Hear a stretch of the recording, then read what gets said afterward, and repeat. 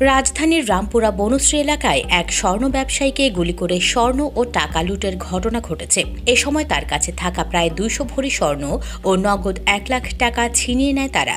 গুলিবিদ্ধ হয়ে Dhaka medical college হাসপাতালে চিকিৎসাধীন রয়েছেন তিনি। রোববার রাত 11টার দিকে বনশ্রী ডি ব্লকের 7 নম্বর রোডের 20 নম্বর বাড়ির সামনে এ ঘটনাটি ঘটে। ভুক্তভোগী ওই ব্যবসায়ীর নাম আনোয়ার হোসেন। অলংকার নামে জুয়েলারি দোকান রয়েছে। হাসপাতালে নিয়ে আসা অলংকার জুয়েলার্সের মুজিবুর রহমান জানান, রাতে বাসায় ফেরার পথে কয়েকটি মোটরসাইকেল গতিরোধ করে।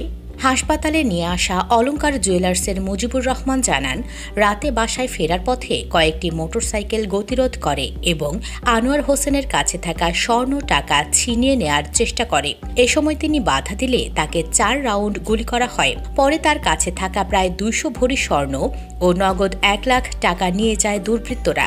প্রথমে তাকে উদ্ধার করে একটি বেসরকারি হাসপাতালে নিয়ে যাওয়া হয়। সেখান থেকে উন্নত চিকিৎসার জন্য ঢাকা মেডিকেলে নিয়ে আসা হয়েছে। হাসপাতালের জরুরি বিভাগে তার চিকিৎসা চলছে। অবস্থা আশঙ্কাজনক বলে জানিয়েছেন চিকিৎসক।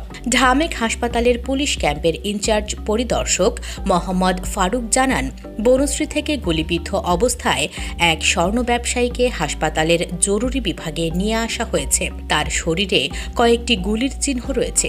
বর্তমানে হাসপাতালের জরুরি বিভাগে তার চিকিৎসা চলছে। এ বিষয়ে রামপুরা থানার অফিসার ইনচার্জ আতাউর রহমান আকন্দ বলেন, ভুক্তভোগীর দোকান বনশ্রী ডি ব্লক এলাকায়। প্রতিদিন তিনি দোকান থেকে এ সময় বাসায় ফেরেন।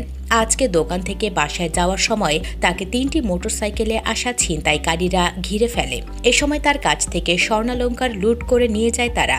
এছাড়া তাকে লক্ষ্য করে গুলি ছুড়ে এবং ছুরিকাঘাত করে। তিনি জানান, ঘটনাটি ভুক্তভোগীর বাসার সামনেই ঘটেছে।